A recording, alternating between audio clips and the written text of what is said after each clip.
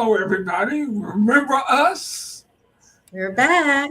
Welcome to the latest edition of You Get What You Get. I'm Ricky Hampton with my great friends, McDougal and Tim Turner.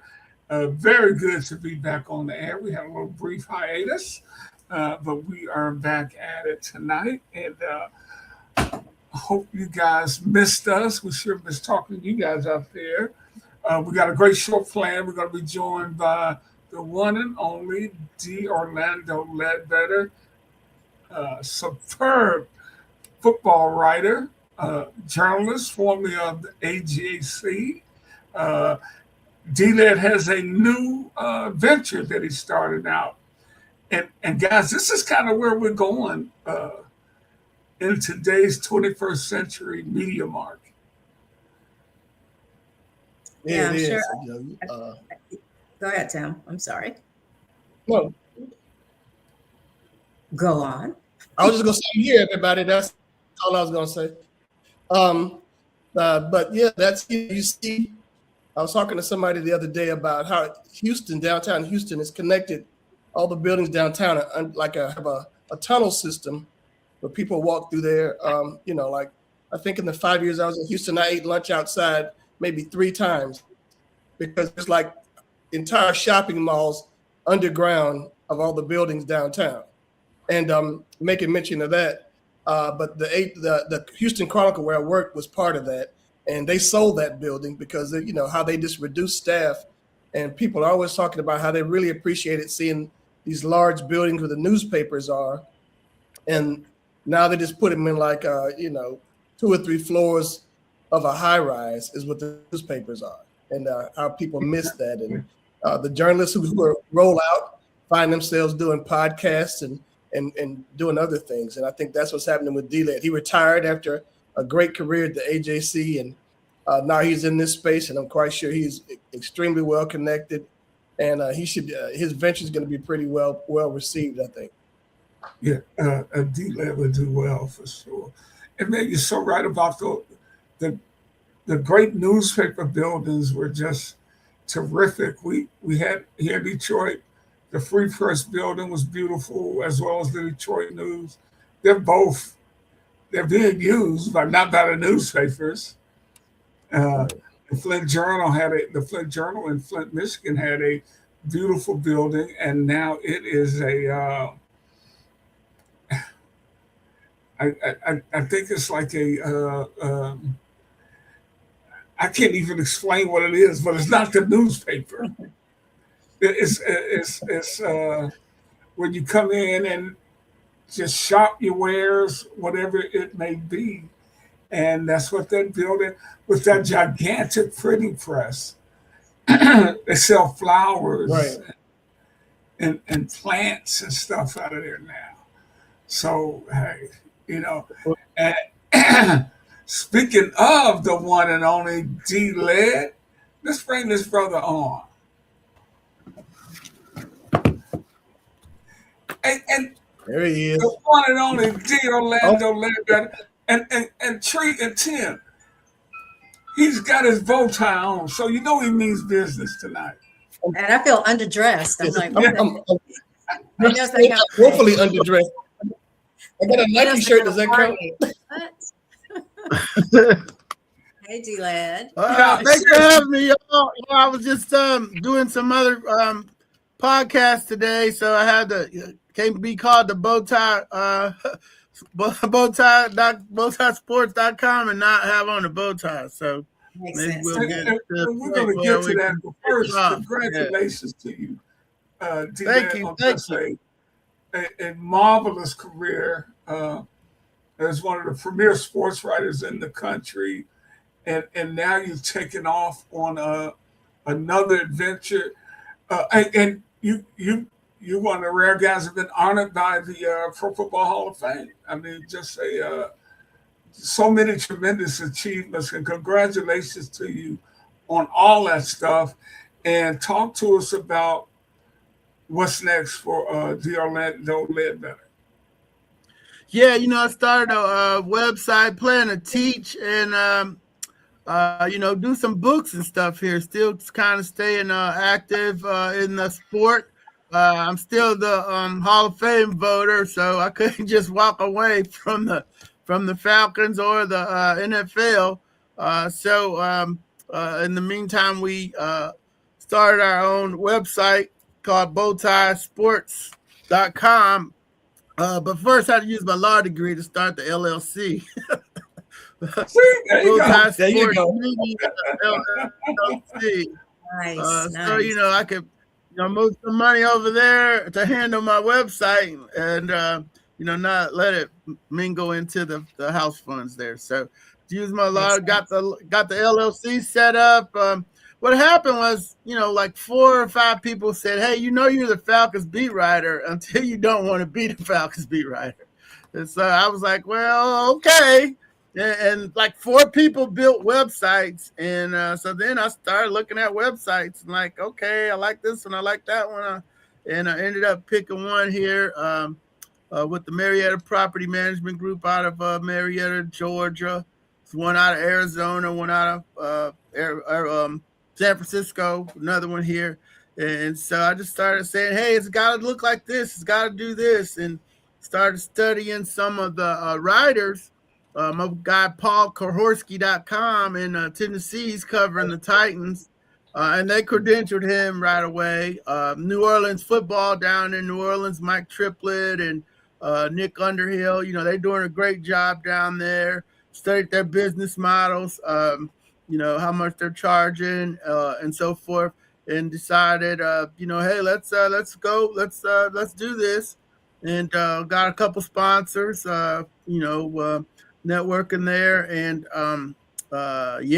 we went up on Monday with the pre-draft series. We wanted to go up a little bit earlier, but we couldn't let the draft go by without getting out there. And we went out with our draft series, and today we did the first podcast. So I'm bringing back the Bowtie Chronicles, which we have 456 episodes of that. And for some reason, the new people decided not to go forward. So we'll bring it back. We had a pretty big following. We'll get some guests on there and chop it up and do some Falcons football and the NFL also. So I'm also doing some work with the HBC Legacy Bowl Athlete site. One of my friends out of Houston started that site, and we're writing for him. And we'll be going to some HBCU games since I got some time now. Hey, D-Leg, now is this going to be strictly football, or will you branch off into other sports? No, I'm not going to do that. I mean, maybe down the line. But my buddy Clarence Hill's like, you got to be doing more work on that website than you did at the paper. And I'm like, no, that's not the plan. But certainly the Braves are hot. The Hawks are in the playoffs. Georgia football is one of the top programs in the country. So there's a big appetite for that. But I'm not, do what you do. I do football. I do the Falcons. So, you could, I won't close it off, but our guy Greg Bedard up in Boston, that's what he did. It's the Boston Sports Journal. Same thing, started a website. He got a beat writer covering the Red Sox, Bruins, Celtics. That's Boston's a crazy sports town. I guess you can do that there. But he's going up against the Globe. So, right. Definitely. I mean, I'm not going to be closed-minded to it. I do got an army of students out there that I taught. They're going to be looking for jobs. If we could scale it right, that's down the road right now. But, certainly the close view is, hey, do what you do, which is football.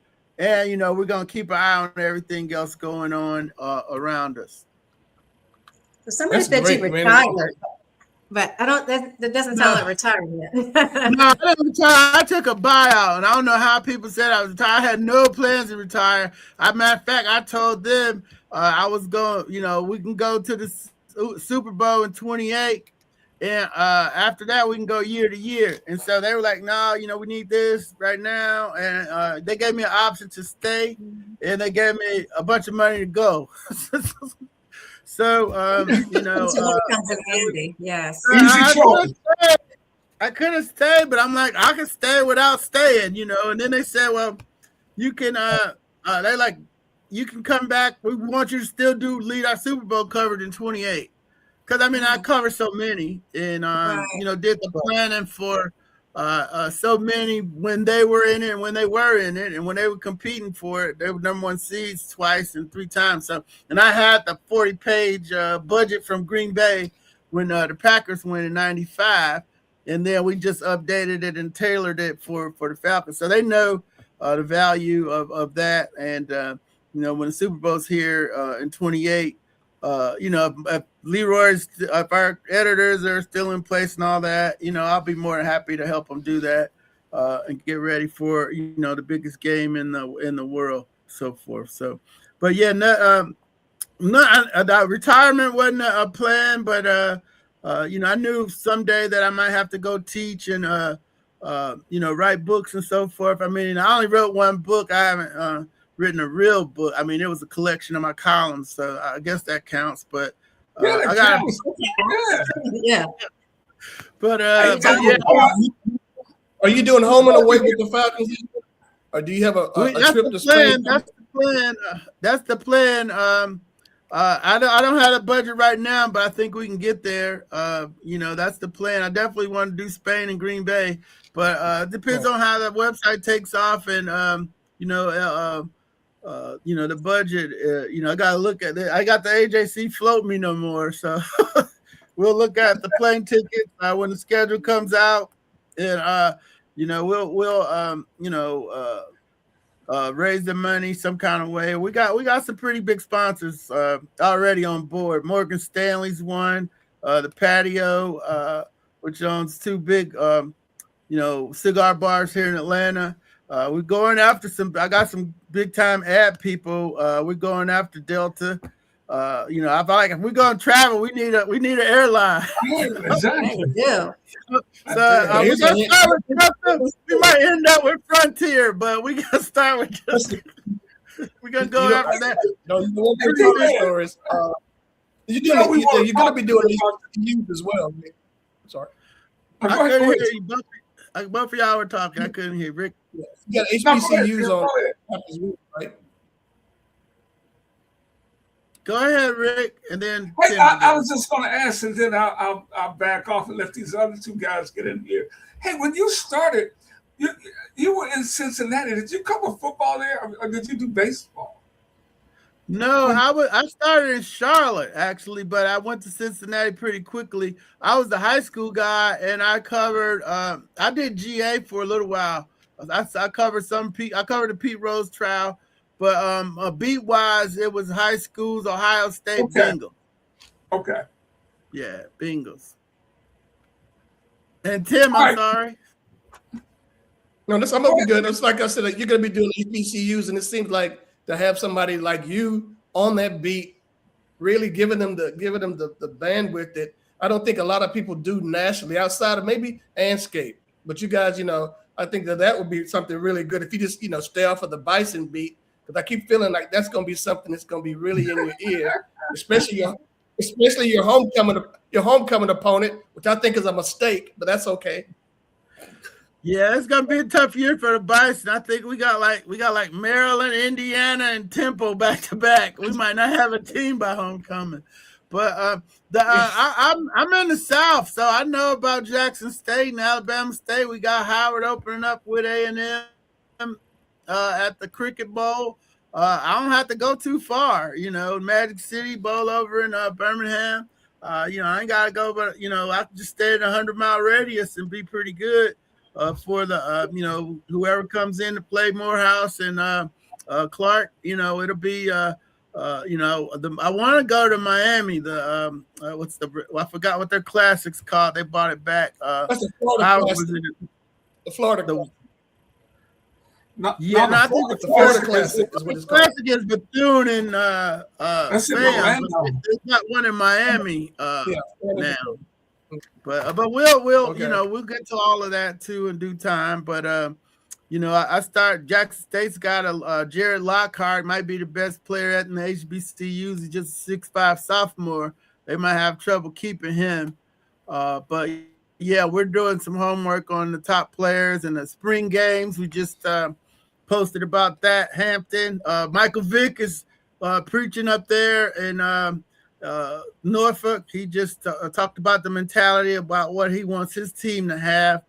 And I saw him at the Super Bowl, and we, hadn't seen him in a while. And I said, I gave him a little Howard joke, and he said, "Oh no, we getting y'all this year." It's like, no, something happened in the Howard game last year where he is determined to go get the Bison this year. I guess he knows me and Weiss from back in the day, and we've been giving him the business. But Hampton's got a new coach. We looked at that. And Savannah State, I just have some friends that play there. Coach Thomas Howard's down there. I just had to start by learning the coaches, and then we'll go from there. Right. If you come to Savannah, you have to let me know. Oh yeah, no doubt. We got some good friends. I'll be able to go to some homecomings. Maybe I'll make that one this year. One of my friends is UT Chat guy. I've been trying to go to their homecoming for years. Maybe I'll get up there. But yeah, just trying to get grounded again on my HBCU roots and understand the coaches and the problems and the players and try to promote them and let people know about some of the fine players. There are a lot of people out there doing some good work. Steve Gather, you got HBCU Game Day. A couple other HBCU outlets, HBCU Plus, HBCU Go. But you got to really be looking for them to know where they are and, get the exposure or be exposed to them. The SWAC's doing something great with that digital streaming TV. The president was at the tennis tournament yesterday or last week talking about how they had 55 million downloads. I don't know what that means. Or 55 million views. I guess that means you could go sell it to people and brand it. But if that's the case, a lot of people are gonna have to. The MEAC's playing catch up on that. Since we've been fractured a little bit, they're gonna have to play some catch up on digital or digitizing all the sports. Because your parents, grandparents, and people like that can see you play as opposed to not seeing you play, and get more eyeballs on the kids or get more money for the schools. D-Led, nice. I want to make sort of a correction, but you said the Magic City Bowl, but the Magic City Classic. I don't want people confused thinking the the Magic City Bowl is something altogether different. Yeah. Magic City Classic, not the Magic City. There'll be no, no Pepper trophies coming up there. There'll be nothing like that. But when you're talking about HBCUs, and you said something about, I don't know if it'll be good to see if Jackson State can keep the kid. The NIL is really taking its bite out of these smaller HBCU schools, and I was thinking about the kid from Howard. I think that you guys are transferred from Morehouse. And I'm thinking there's more and more of that. They take these smaller conferences and they go up here and they farm them and go to these major schools because they got the NIL money. Do you think that's really hurting the HBCUs more? Yeah, it is. And that kid, he almost shot Michigan out of the first half. I was like, he wasn't even one of our best kids, but he got hot at the right time. He started throwing them threes in the Michigan game. Next thing you know, he's gone. That's I'm watching it closely, and we got a guy, one of our friends who does the research, so we'll give him credit. Terrence Harris down at the Houston Chronicle Defender. Yeah. Houston Defender. It was 91 players from the MEAC and the SWAC that went that left in the transfer portal last year.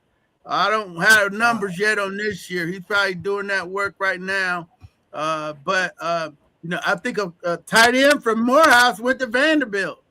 So they are definitely using the MEACs and the HBCUs and the SWAC as farm systems.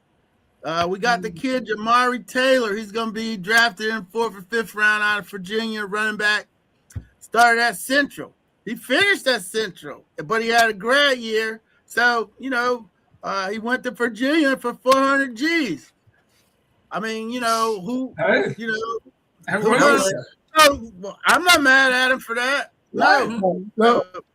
No, not mad at all.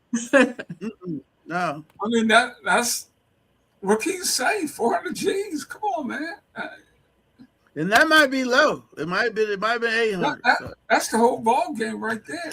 Hey, and you mentioned the draft, D-Led.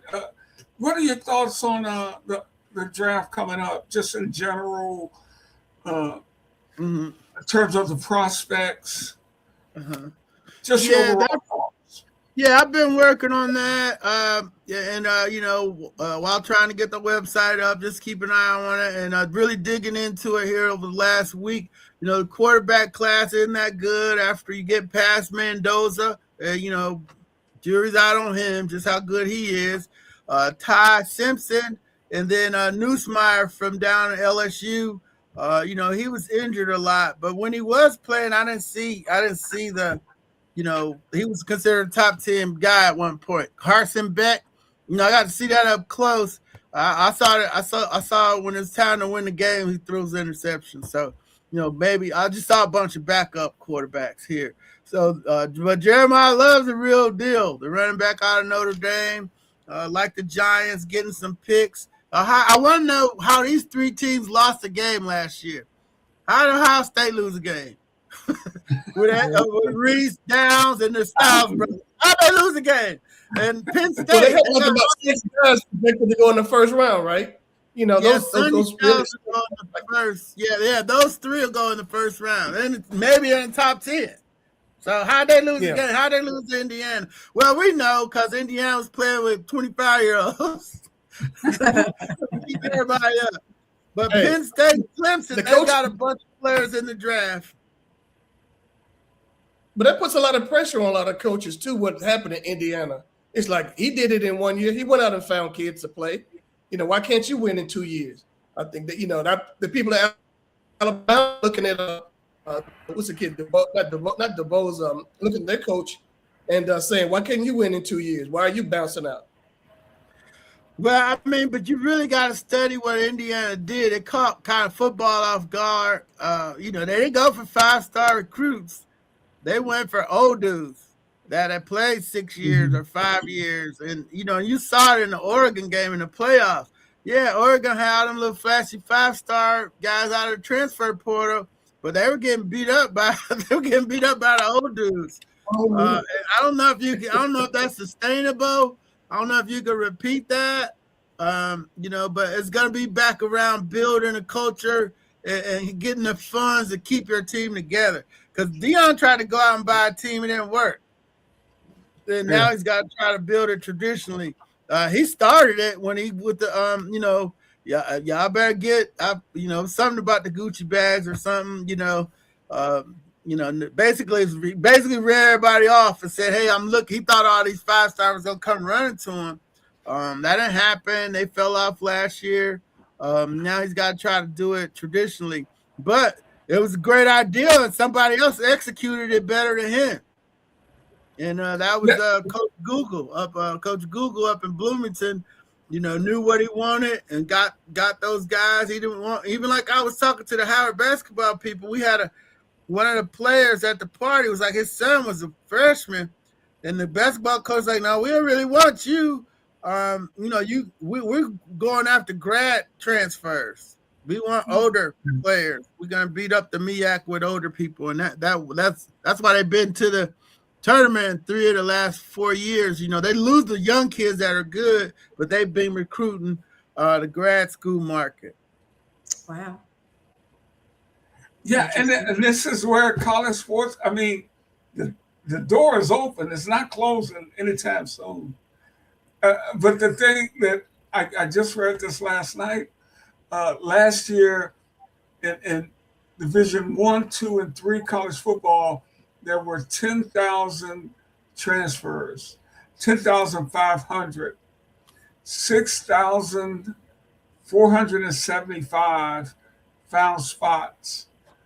But almost 5,000 kids did not find a team to go play for. So at some point, do you guys think that this is going to settle down, or as long as that money's out there, people are going to keep chasing? I mean, I don't know a lot, but I'm thinking as long as there's money, I kind of think people might be chasing it. But what do you guys think? I'm thinking they found a place to play, Rick. They found a place to play. It's called the intramurals. They played intramurals. They thought they were better than they were. They didn't get an offer, and they're back at the campus playing intramural hoops. And that's cold-hearted, man. That's where they are. That's where they are. Unless they dropped out, they playing intramurals. They're playing intramurals. I'll have to remember that one. This is bad advice, I guess, again, for people who are pumping them up and saying they're better than what they are, and they aren't realistically looking at. Yeah. What's that? But if so many people are in the portal, their parents are their AAU coach. Are you better than that Hampton kid? Get in the portal. Then you get in the portal, and you're like, you're not better than that Hampton kid, and nobody offers you, and you're playing in the murals. Next thing you know. So I mean, some people they don't think they the market with the money, the market's gonna set. You're gonna have to prove it. At some level, in a drill or in a game, if you're the 12th man on the team and you get in the transfer portal, talking about, I'm better than all these other people in front of me, you might end up, at Bellarmine or something, or nowhere. So, and a lot of people are going nowhere. So they might have been over recruited. They might not have been as good as they thought they were. Or they might not have been as good as their parents thought they were, or as good as the AAU coaches thought they were. So I'm fine with the market setting itself. Hey, Dylan, so you think about to be a five-star coming out of high school? Huh? Go ahead, Tim. Yeah, just because you're a five-star coming out of high school don't mean you ain't good. You gotta be able to play. And I'm just saying, if you're a five-star, they don't really get a chance to play immediately anymore. It's the old guys that get to play. Right. Yeah. Well, you either gonna play or if you're gonna have to prove yourself somewhere. There's somewhere the market will set somewhere. If you're any good, they'll find a way to get. That's my thing. But at some point, you're right. I believe that market will set itself. Hey, I was going to ask you about this situation with Coach Vrabel and the reporter Rossini as a longtime pro football writer. Your thoughts on that, Orlando? Yeah, I haven't really, got into, that situation as much because, I'm kind of too close to that as a, president. There's ethical concerns. It's double standard concerns. We saw him try to address it today. He failed. We saw her resign. And there were some things before this happened too that were out there. Accusations and a retraction by a wife.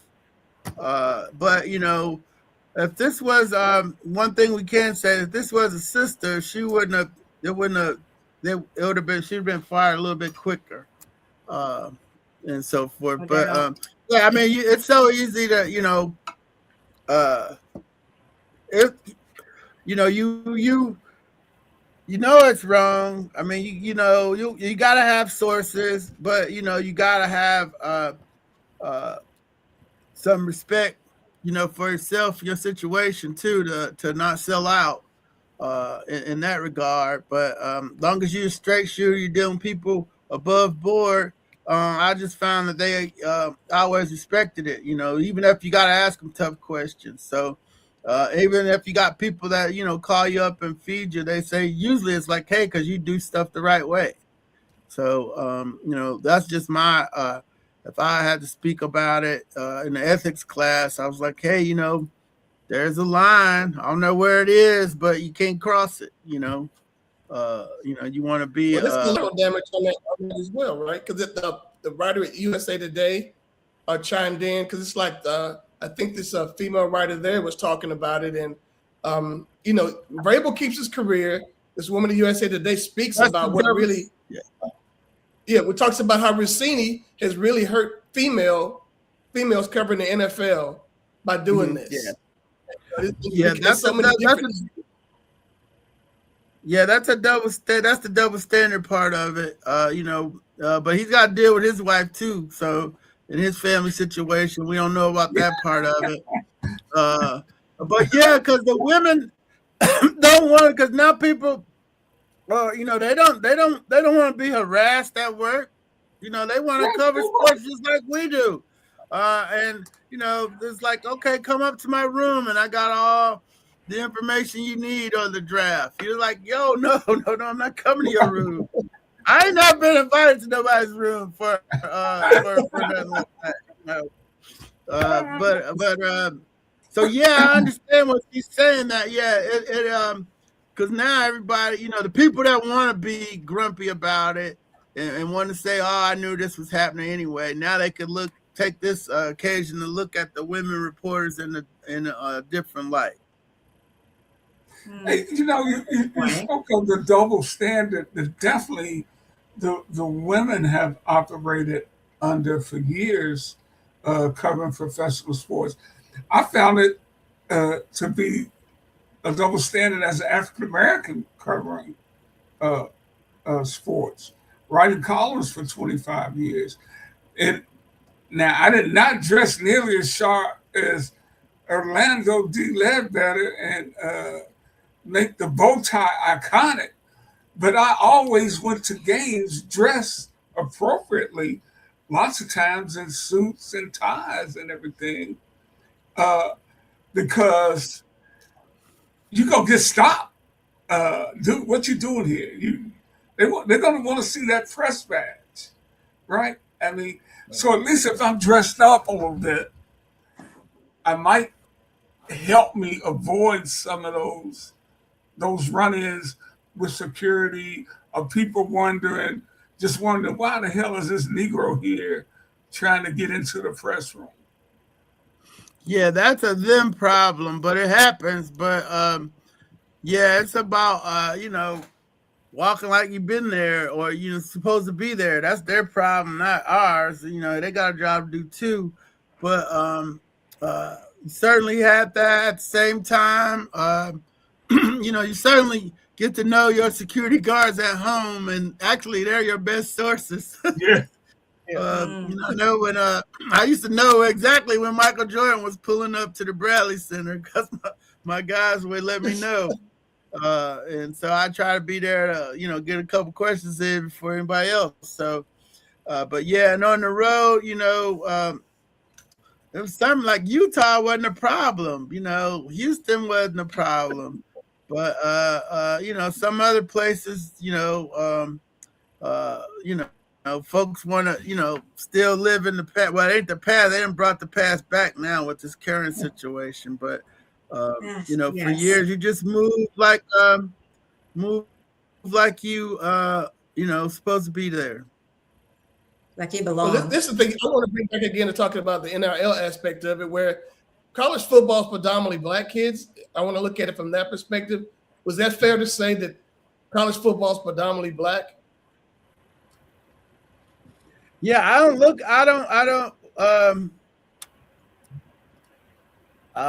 know the numbers, but coming from the Big Ten, I don't know if that's true at Purdue or Northwestern or Indiana, certainly not Iowa. So down south, I would say that, but out west in the Midwest, I don't think so. Where I'm going with this is because, the government wants to come in and rein in the NIL money, whereas they don't say anything about any other sport or golf or tennis or swimming or anything else, and they're getting paid just as much. But, when football, when they see, people who don't look like them making these large sums of money, it seems like there's something, the program's out of control. You see Saban meeting with the current occupant of the White House, talking about NIL stuff, as opposed to, any other sport. Yeah, I certainly that was a big argument of letting kids go to the NBA early, how discriminatory it was in relationship to a 14-year-old tennis player or golf player. So that changed. The NIL money, now I think they've been playing players for years, Tim. I mean, I don't know if it was on the same level, if it's more, but ain't nobody gonna break themselves. So they've been playing players. My cousin played Oklahoma under Barry Switzer. You don't think they were paying them players? You got 5 running backs every year. Five stars every year. You weren't paying them. They was just coming to play in Oklahoma in the middle of nowhere. So, the fact that it's over the table now, and the numbers are bigger because the TV contracts are bigger, everybody's like tripping. I mean, you don't think Kentucky been paying since Joe B. Hall? They paying now and they're mad because everybody's paying. So, I think the money. The old coach of LSU said, NIL stands for now it's legal. So, yes, I'm with that. That's Dale Brown. I don't know who it is. They was getting ready to arrest half of the basketball coaches. I'm like, they've been paying for years. So now what's going to happen is the kids got to have like lawyers to read the contracts, and the parents, got to protect themselves. Because I knew over at Auburn, they were, the collective. They had a bad season. They didn't want to pay the players the $8,000 a month they were, supposed to be getting. So they started shorting them because they lost. How y'all lose to Central Florida? So you ain't getting your $8,000 this month. So they got to do a sliding scale deal if it's going to be on whether they're winning or not. But I don't think you need government oversight on how much money the kids are making. We got bigger problems than that. Hey, Dylan, I want your thoughts on this situation, the guy impersonating Michael Penix. But what is his future as a player? Yeah, I still like him. I don't, you don't judge the pro NFL quarterback till they get 20 games under their belt. He's got 12. This year he'll get to that 20 mark. And I saw enough to think that he could fulfill the product, the promise. He got flustered at times at the end of games, some timeouts, some shotgun stuff. But that's inexperienced quarterbacks. If you're an inexperienced quarterback, you're gonna make mistakes, and so you gotta live with them. You can't throw the baby out with the bathwater. We've seen that around the league. Baker was kind of a jerk though in Cleveland, but he resurfaced and is doing okay. Kid Darnold, he was bad. He had some problems in New York, but they're not gonna come in and set the world on fire. You gotta develop quarterbacks. And it takes time. Peyton Manning was 1-15. I think right. That's right. Troy Aikman was Yeah, he led the league in interceptions, and then Troy Aikman was out of the league after 2 years. So nobody comes in and takes the right off. Matt Ryan did, but that was because they had a 2,000-yard running back and a defense. They went to the playoffs at his rookie year, 11-5. But it wasn't because of him. It's because he didn't mess it up. And then he got better, and they were a good team. So I don't know where we got to where we think the quarterbacks are, just instant oatmeal. Just put some water on them, they're gonna be okay. Because we saw Caleb make some strides last year. We'll see Jaden Daniels. He had a good first year, then the bad second year. Drake May was okay. The first year, last year, went to the Super Bowl. Then he looked like a second-year quarterback in the Super Bowl, right? So, the people got to get a realistic picture on what it is to be an NFL quarterback and how to play the game. So, Brady Manning era is over. You don't have that type of quarterback, and even to a lesser degree, the Drew Brees, Matt Ryan, Cam Newton group is gone too. So and the guys who were supposed to take over haven't done that yet. Deshaun Watson and that group. For injuries or whatever reason. And so now you got the retread quarterback groups out there, and people trying to win with running games and defense again. So it all goes in a big cycle. Just goes around. Nobody, sounds like you could either be a coach or a consultant. So it sounds like you could either seems like you could be a coach or a consultant to help them. I would love that. That'd be awesome. The great Bill Nunn was he was the scout for the Pittsburgh Courier and scouted the HBCUs, and the Steelers had enough sense to hire him and won 4 Super Bowls. But yeah, some old writers do end up being scouts. Who did he get out of HBCU? Was it the Stallworth? Was it people like that? John No, that whole Stallworth group, all of them. Stallworth, Donnie Shell, the whole Elsie Greenwood, half of that team were HBCU. It was like 12 of them. When you look at the picture of the 78 Steelers, it's like 12 HBCU guys that it's a picture out there with all of them just standing around. Mel Blount, Donnie Shell, the whole crew was John Stallworth. They knew they could get him later. That's why they went with Swan first, but they knew Stallworth was probably better than Swan. But more people saw Swan because he was on USC team. So it's all kind. I got the Chuck Noll book back here. And Chuck Noll was from my neighborhood in Cleveland, so I know way too much about the Bill Nunn and the Steelers and that 74 draft where they got 4 Hall of Famers in one draft. I don't think anybody's gonna get 4 Hall of Famers in the draft this year. And the Chiefs did that as well with Buck Buchanan and Willie Lanier and Otis Taylor back in the late 60s. The Chiefs, Hank Stram, Al Davis. This is where the AFL teams. They got the HBCU guys. That's where the extra talent was. And then Dallas started getting in on it too with Gil Brandt and Tex Schramm and then Otis Taylor, Purview. Those the AFL teams.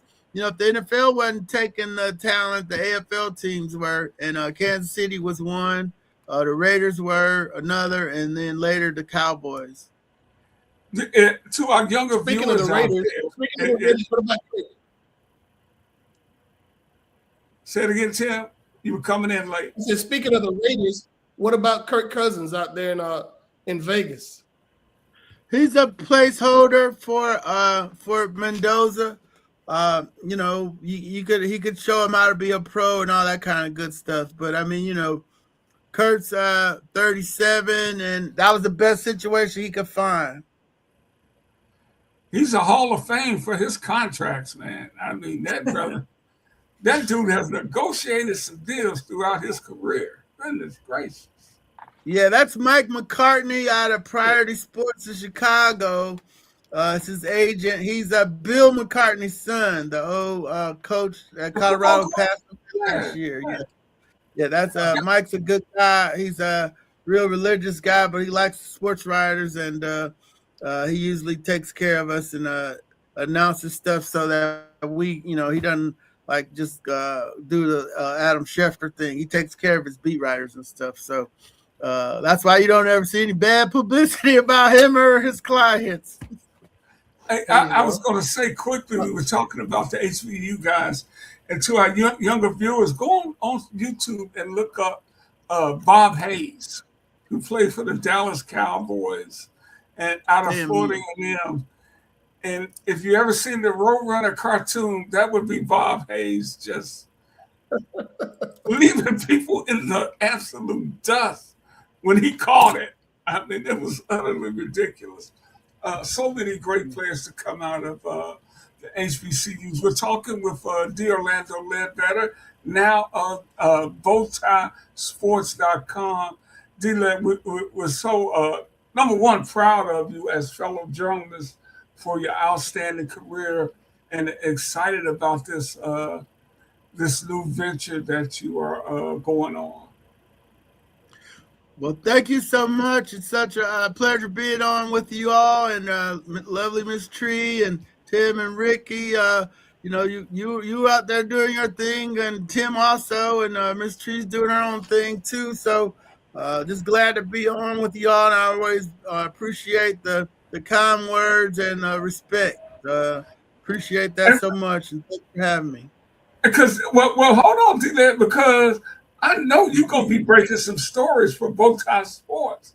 So we want you to come and give us some of these updates when you're breaking all these stories, man. So don't be a stranger. I will not. I'll take the calls, and I'll be more than happy to come on, and trying to get my good frat brother Tory Dandy to give me to sit down with James Pierce. So that would be a big one. So yeah, he said, "No, you crazy. He's hot right now." I was like, "That's why I need him." That's the point, right?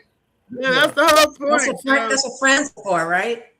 Right. But he don't want to mess up his money, and he don't want to mess up the kids' money either. But so now it's different where it's all about the money as opposed to, hey, we can help repair, let's just let us sit down, let them tell us the truth, tell us what happened, and people respect that now, but now people want to hide and not be transparent about things. It's like, hey, I got a problem.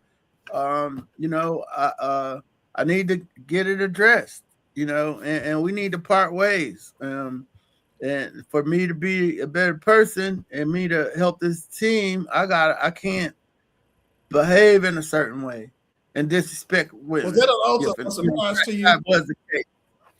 No, it was in the scout reports. They used to fight like cats and dogs at Tennessee. It was in the scout reports. The Dolphins told me that. And he wasn't on some draft boards because you couldn't find any public documents. So it was like, okay, he ain't in trouble with the law. You saw it was a traffic stop. And it was like, okay, that's not enough to get pulled off of the boards. So what else is going on? So I started texting people. I was like, hey, what else? What's the deal here? Because I had figured out the Falcons were going to draft him.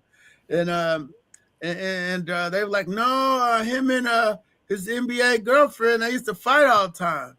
And they were like, she used to beat him up. So I knew that. The NFL teams had to know it. So, but I couldn't write it because without talking to somebody with the actual report, I couldn't write it. So I knew the Ravens had Mike Green was on their board. He had domestic issues too. And I think that's a pass rusher, the defensive end, right? Right, he was on their board, but James Pierce was not. That's how they viewed it. The Falcons went the other way. They had Pierce on their board, and Green not so much. Well, along those lines with that guy, you knew about him, but is the same thing going to happen to Bain, the kid out of Miami this year? Because people went digging back and finding out about some vehicular homicide type thing, or somebody got killed in an auto accident that he was involved in. And now people are, saying it's that, not him having too short arms, being the reason why he might slide some in the draft. No, they all knew about that, and it wasn't. He didn't leave the scene or nothing, to my knowledge. Some people are comfortable with it. Some are not, because he knows, and mentally in the back of his head, he killed somebody. What's gonna happen if he gets into another traffic situation? What are you gonna do then? And so in that regard, they might not see him as a high character guy. That's their buzzword now, to kick people out. So It might not be the short arms, it might be that, but I don't. He's not getting out of the top 10. This is the understanding I have because a lot of teams knew about it already.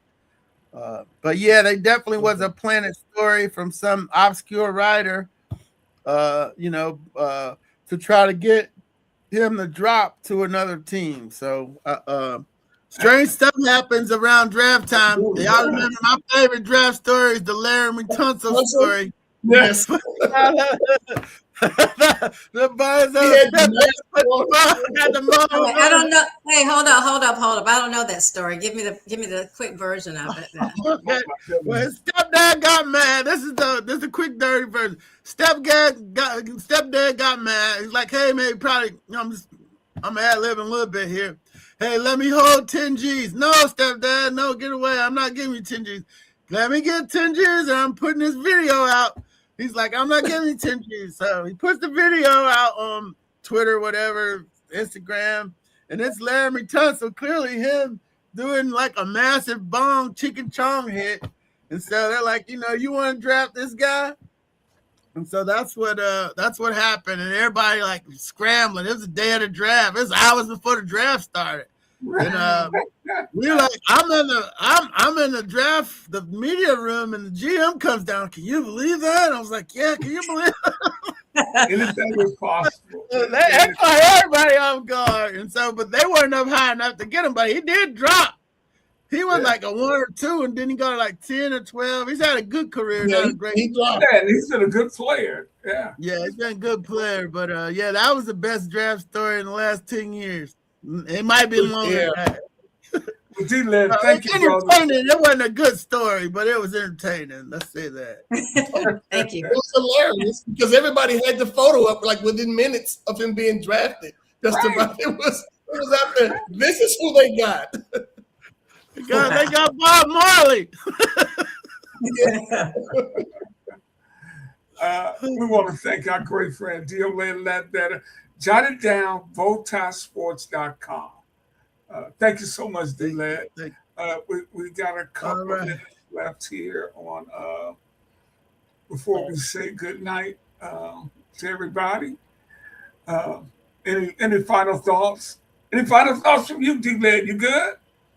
I'm good. Thanks for having me. Let you all finish. I'll listen. This is awesome. I got a score. I can't believe the score. I just saw the Sixers go into Boston and beat the Celtics 111-97. That's the final from Boston. The 76 was Dr. J in the lineup and Moses Malone. How did they pull that off? The Sixers, they have nobody because I think Embiid is still out, isn't he? Yeah, I'm just catching up to the NBA. I'm not of any help here. Come on. Maxey had 29. Edgecombe had 30. George 19. Looked like the Celtics had everybody. Well, tomorrow night the Hawks go up 2-1. 1-1. Hey, what a great win by the Hawks last night.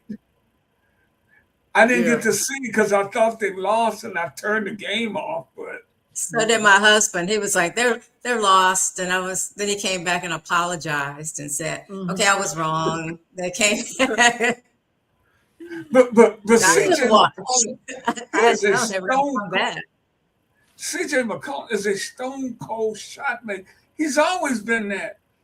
But guys, I was telling, I think Tim today, I think this is the first time I ever heard him interviewed. Right. Because he played it for him, and everybody always interviewed Dame Lillard. Then he went to New Orleans and nobody cared what he did in New Orleans. Well, I tell you what, though, that guy was great in the Hawks. You see, there's a real difference in how the Hawks, how the turnaround happened with that trade. Trae Young was the anchor. he was the drawback because it allowed Jalen Johnson to really flourish. The team really started playing as a team and not playing this kind of ISO ball. And so it is really good. I thought Quinn Snyder was going to be fired about 3 months ago, and all these things is like they look like they were just dead in the water. But their GM, the new GM that they have, he's a really shrewd guy. He's picked up some great guys, and I think that Alexander Walker, who they picked up this year, got to be the best, the most improved player or something like that. One of those awards this year has to come to him, averaging 20 points a game. Yeah. Well, I'll just say this, guys. There's a reason why I have my Tigers cap on tonight and not a Pistons cap on. I'll just leave it at that. Speaking the other night. Also the number 8 seed, huh? Well, we gotta get out of here. I want to thank everybody for tuning in. Good to be back. Good to talk to you guys, and we will see you soon. For D. Orlando Ledbetter, Tree McDougal, Tim Turner, Rick Hampton. Peace, everybody. All right. Good night. Be kind. Good night.